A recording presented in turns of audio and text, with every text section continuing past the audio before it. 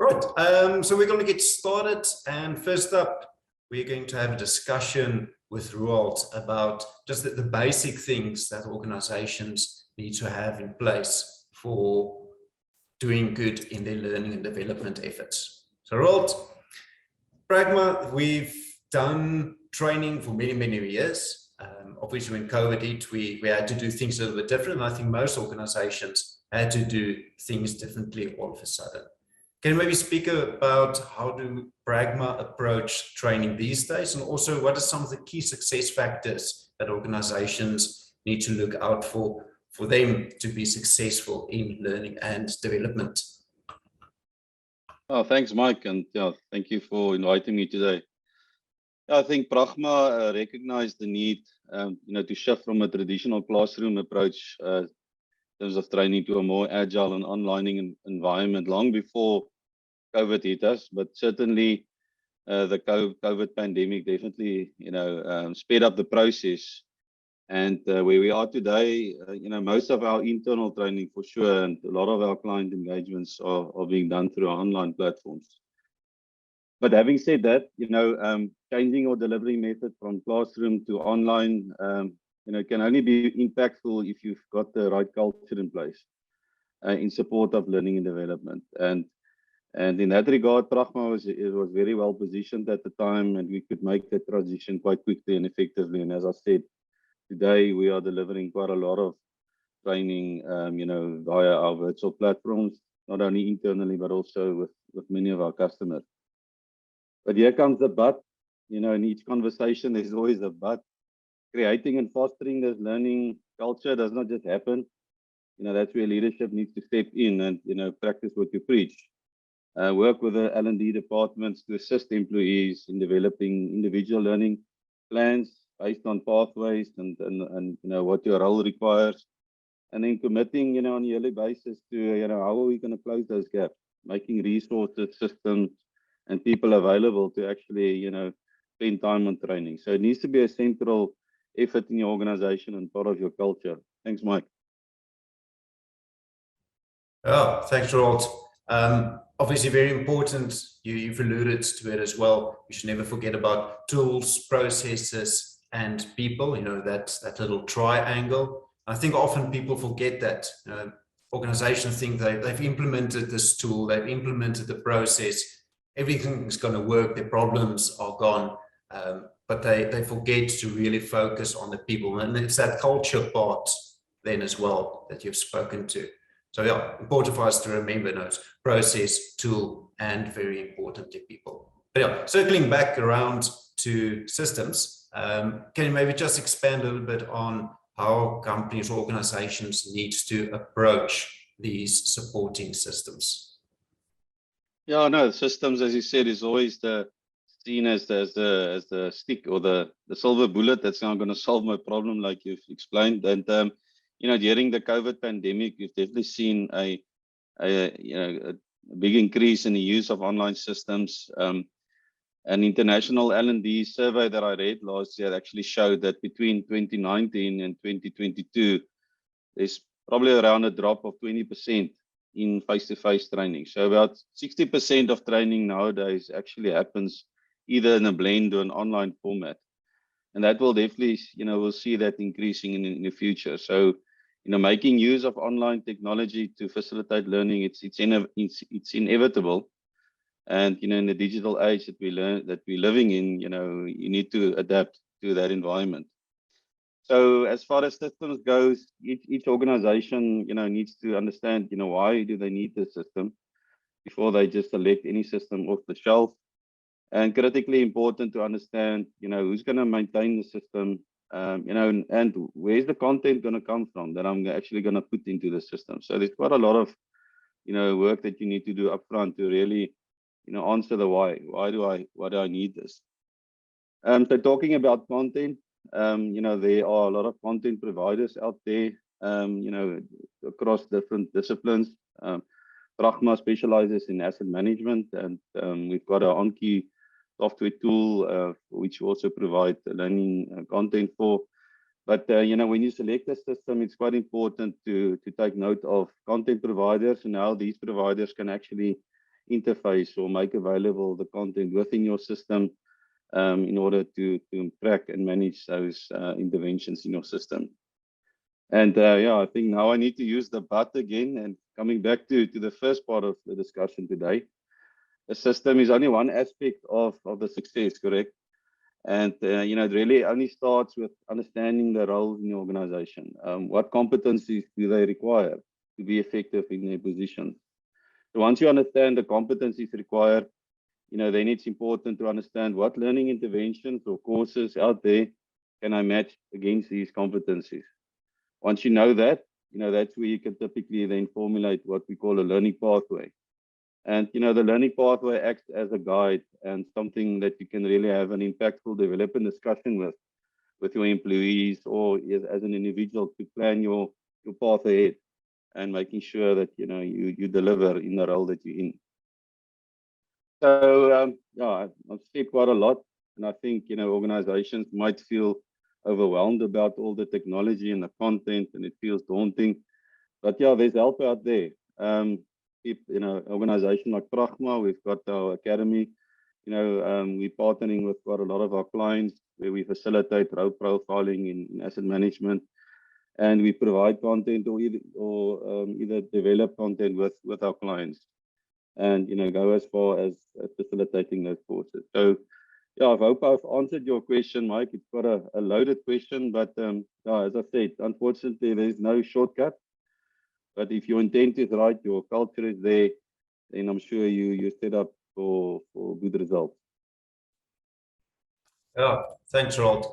Yeah, you often hear these days, you know, since everything went digital, now people 2 years later, since all of this started, people keep on going back and mentioning culture and how important that is to get right. So yeah, company or organization needs to have a training culture in place for them to be successful in training. Otherwise, it will probably just fall flat. All right, yeah, appreciate it. Thank you very much, Roald. Right, Ignus, some questions for you. So yeah, you've traveled the world. You've done many implementations. Do we typically start then with training in the implementation, or how do you approach training and implementations? Oh, cool, Mike. I think an important and interesting thing to consider when we talk about training and enterprise asset management systems is that training can start as early as the procurement phase of the system. For example, a potential on-key client can complete an on-key training course before making the final decision whether to implement it or not. This will also give the potential client the opportunity to see what the supplier can offer in terms of training delivery. And yeah, then during the on-key implementation, we will typically do sensitization training early on. And after that, training for the select groups to get them ready for user acceptance testing. And then final training for all users shortly before go live to ensure everyone is ready.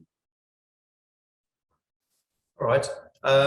Yeah, maybe just, I assume when you're saying they can do during the procurement training there as well, obviously it will save the company probably millions of rands, making sure they actually install or procure, and implement the correct software and they don't get led by the noses. Absolutely. Maybe just around sensitization training, can you maybe just expand a little bit about that and what does it mean?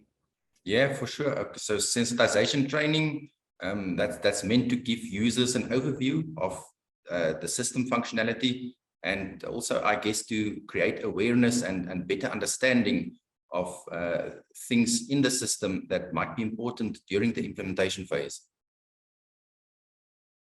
All right, good, thanks. So obviously that's where Roald talked about the role-based pathways. If you've got that in place already, or at least from a service provider point of view, you can allocate very quickly to your sensitization group or UAT group. You can allocate the right set of training to them very quickly and get them through that and get them sensitized, get them ready for the user acceptance testing. So again, I'm just wanting to bring it back to our little triangle, you know, people, process, tools. when you do your implementations, obviously there's business processes that needs to be implemented together with the tools and together with the people as well. How do you marry, or how do you get the training for the tool, the enterprise asset management system, and the business process together? How do you approach that training? Oh, that's a good question, Mike. So the business process training usually comes in only at the stage when you start with the training to get the users ready for the user acceptance testing.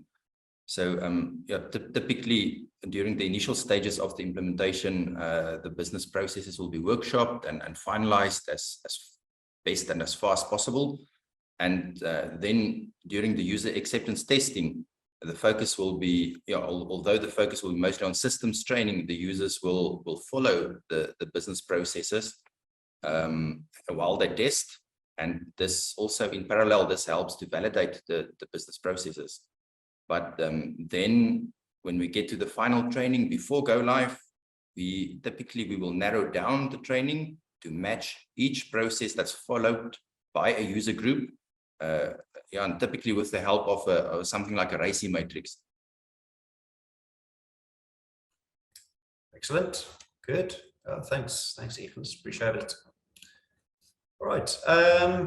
So that's obviously all about then implementation. So we can do a training during procurement, during the initial phases of the implementation. Now we do the full implementation. We do user acceptance testing. We do the go live. And then after go live, it's the operational phase. So Emmerencia, this is your key area. This is where you're good at. What does training then look like after go live? All right, thanks, Mike.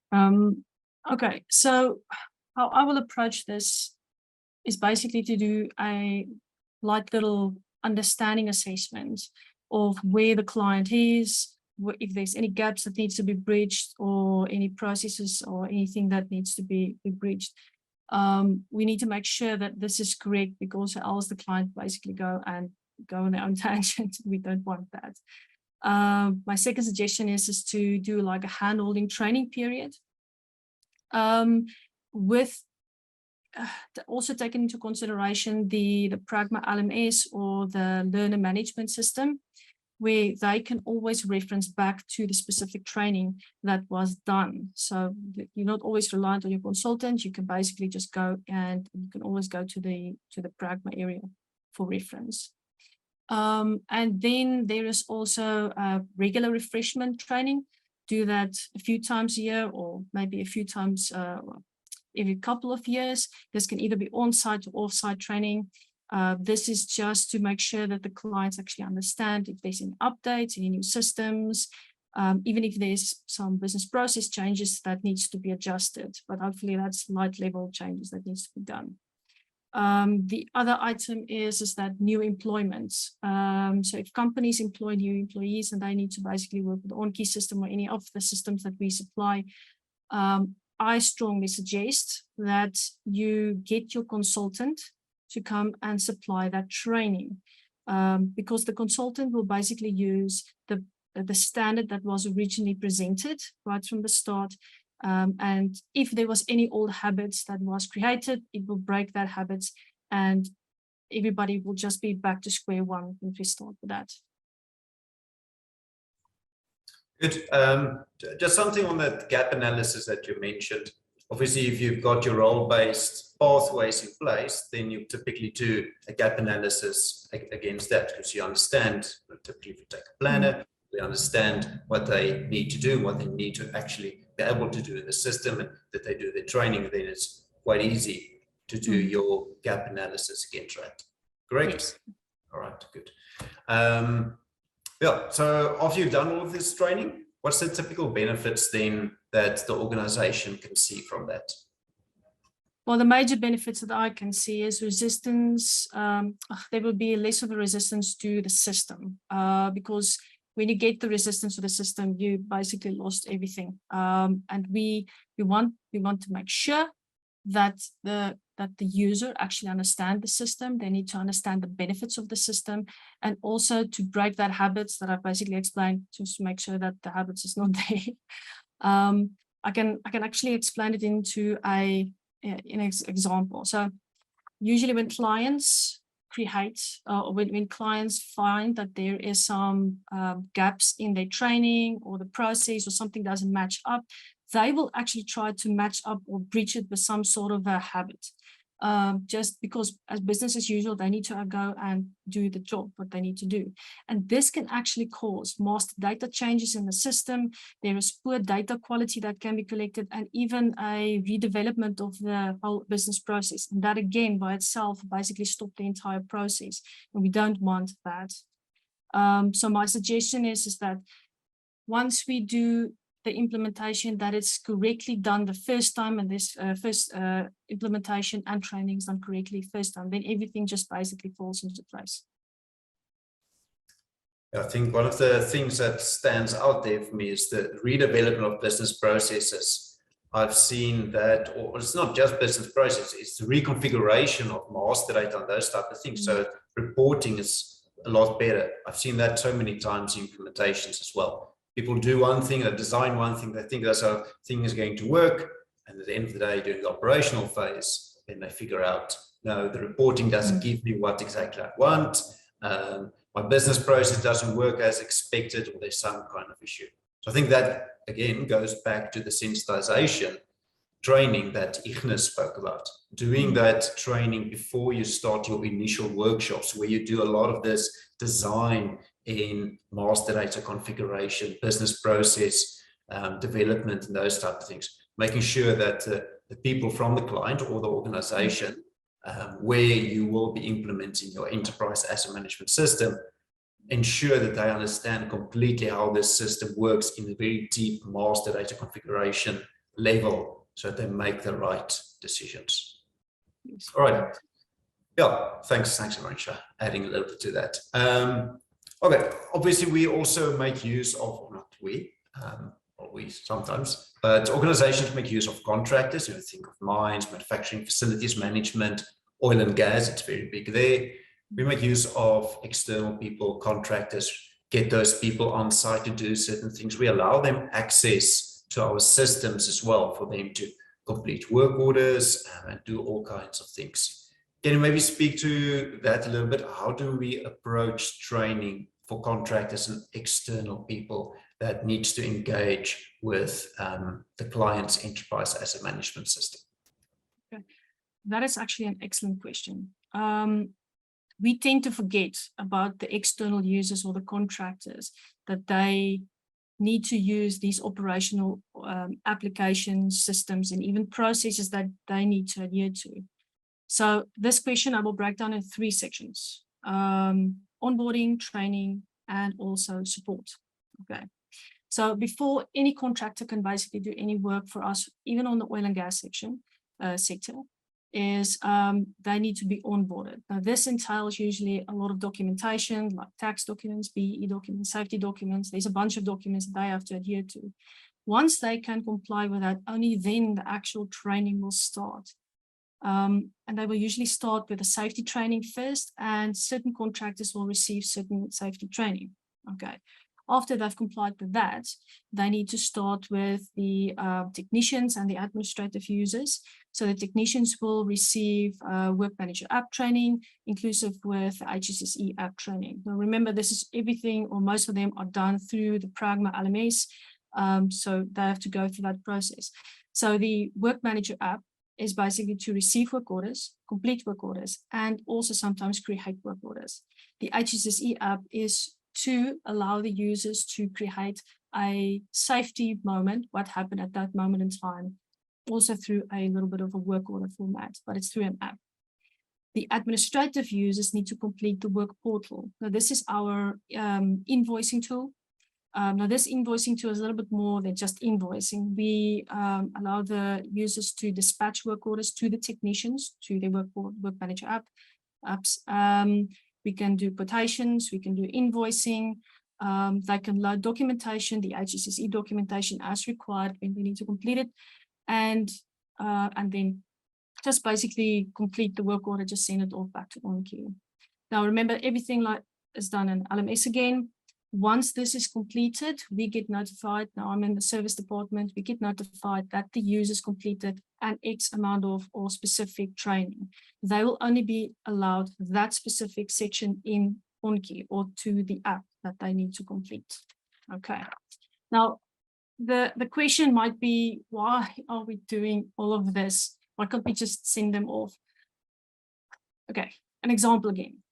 If we send off a technician to a site to attend to a specific situation, they actually know their surroundings. They need to understand their HSSE surroundings.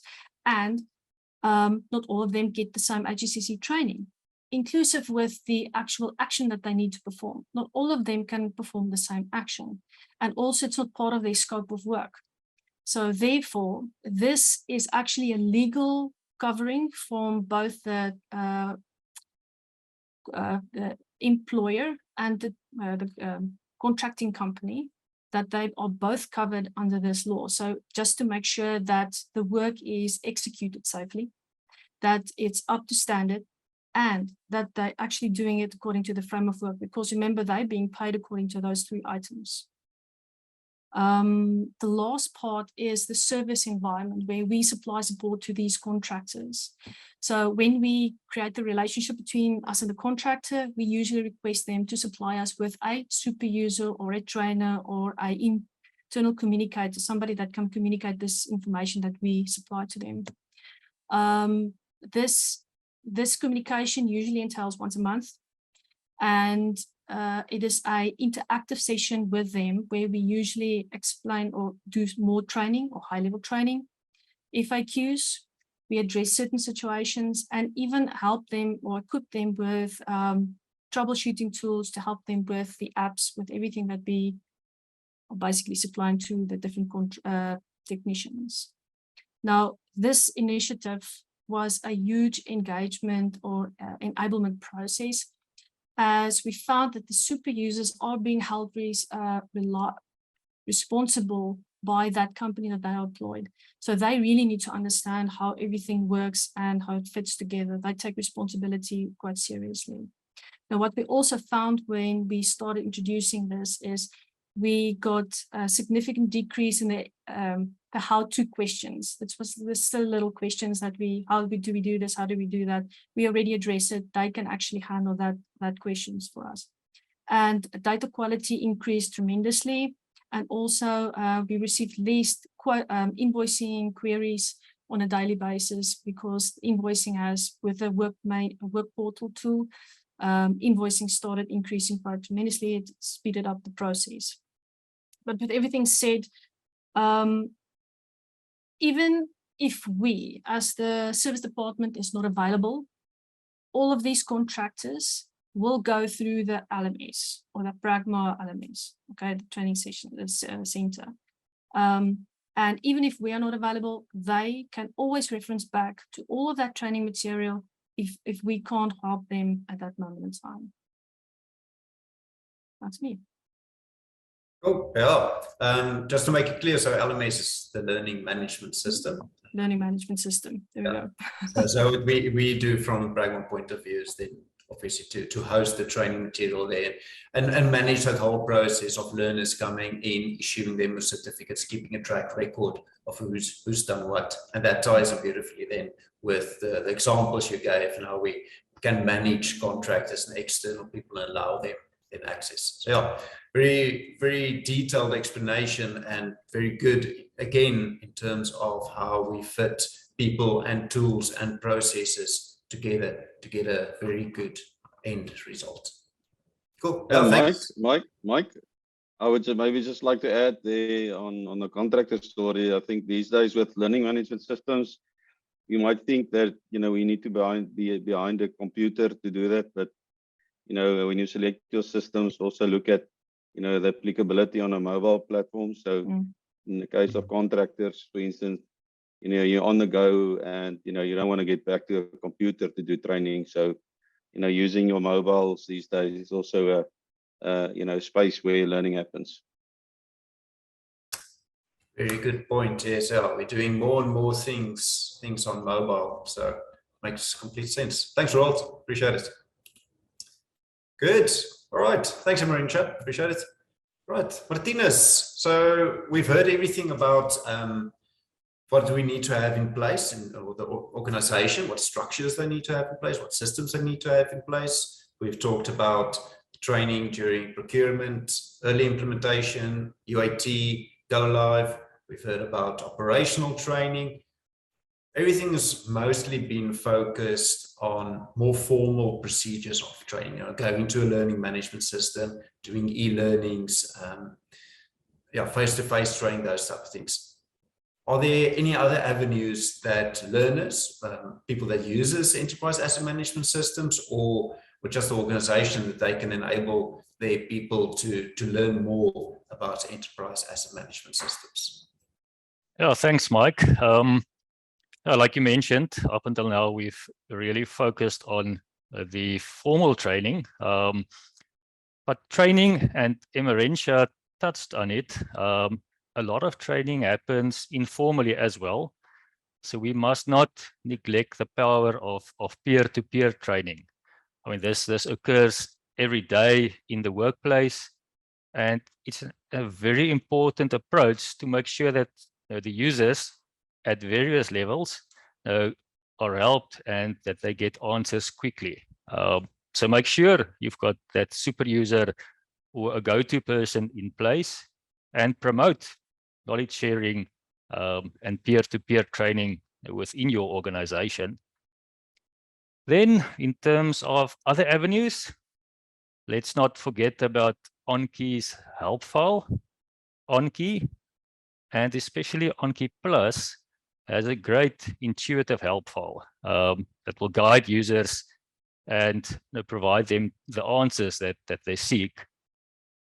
And then, yeah, if the formal training and the help file doesn't get you up to speed, let's not forget the OnKey support desk that can also be contacted for help, typically for the more technical bits of knowledge.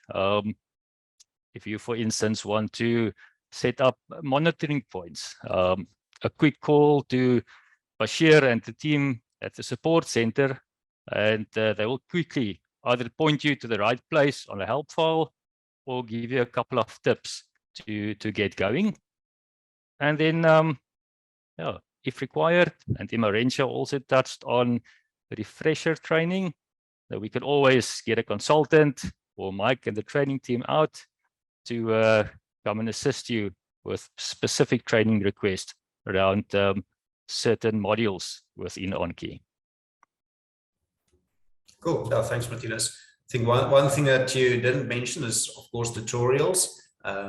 We're building a very strong database of tutorials for OnKey. So on our YouTube channel, we can see some how-to videos for that. But of course, any other EAMS usually have tutorial videos as well. If you typically think of other things like, especially Microsoft products, Microsoft Excel, Word, those type of things, it's huge. Somewhere you'll be able to find tutorials on that.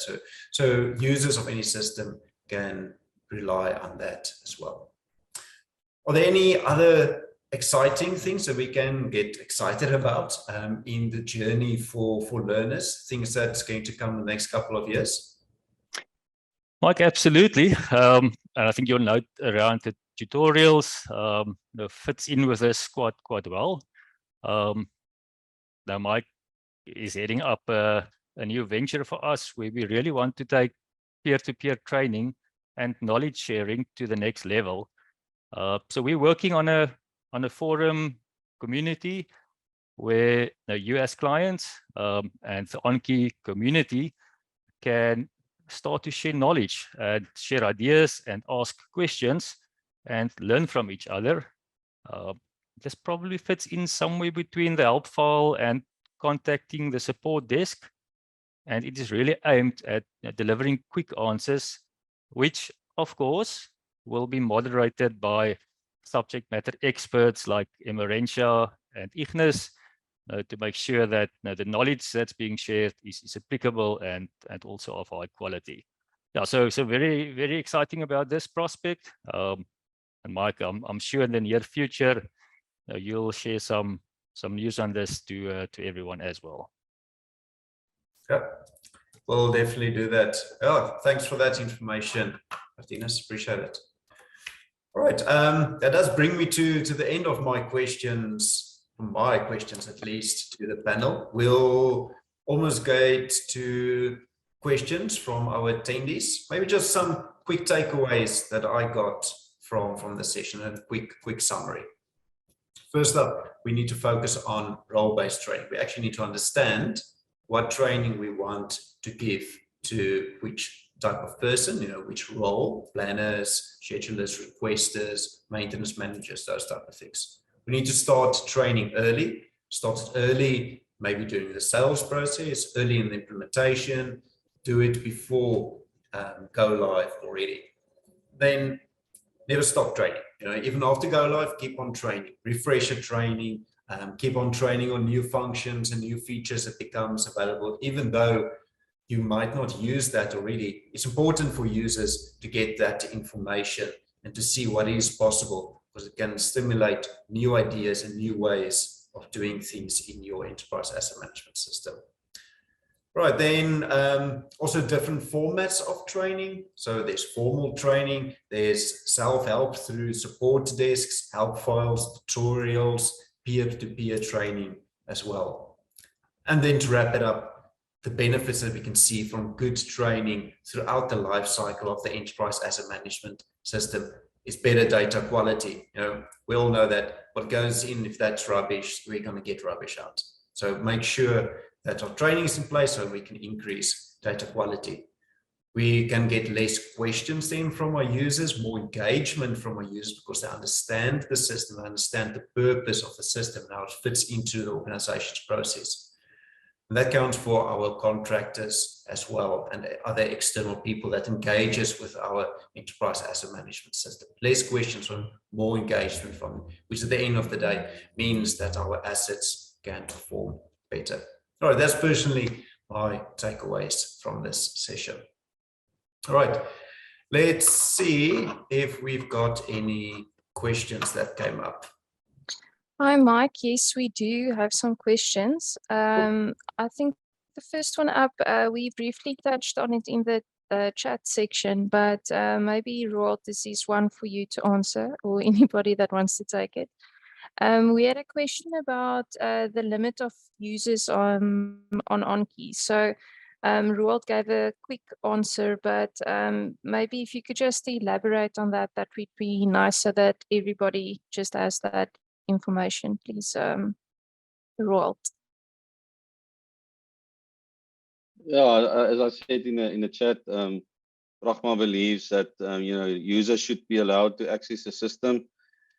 When you implement the system, you might have a group of people that you've targeted to work on the system, and as your maturity grows, you quickly realize, but this is actually a much broader user base out there that should actually be working on a system. And for that reason, it's quite important then to not disallow people to take part in the system. So I think that's quite a unique offering in a sense of other systems out there. And yeah, I hope I've answered that question. Maybe Marthinus or Ignus can add anything that I've missed. Roald, I think you hit the nail on the head, and I see there's a follow-up question almost to this in terms of how should one roll this out to production and artisans. There's some things, I presume this might be a factory where it's mainly the planning department that's working on OnKey. So I think what you should not do is one day to invite the guys, tell them you're now going to use OnKey and you're going to fill in work orders electronically and do X, Y, and Z. Make them part of the journey. So sensitize them, include them in a process discussion so that they can also understand the role that they need to play in the process, the value it will add to them and to the organization, and then follow that up with the appropriate training, focusing only on the portions that they also need to execute within OnKey, but understanding the holistic process where they are forming part of. Marthinus, I can maybe also just add on to that point. Great question.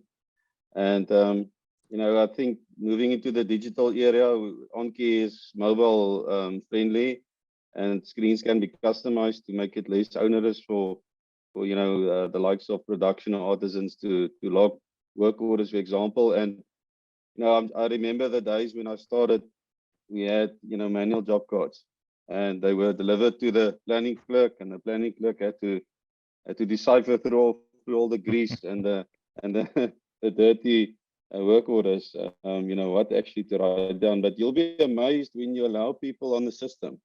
You'll be amazed to see the quality of data that they put in themselves, and it's a way of taking ownership. They take ownership and take pride. I'm putting a stamp, my stamp, on into the system versus the old paper-based way. So you know, these days most people have got a smartphone. I don't know who.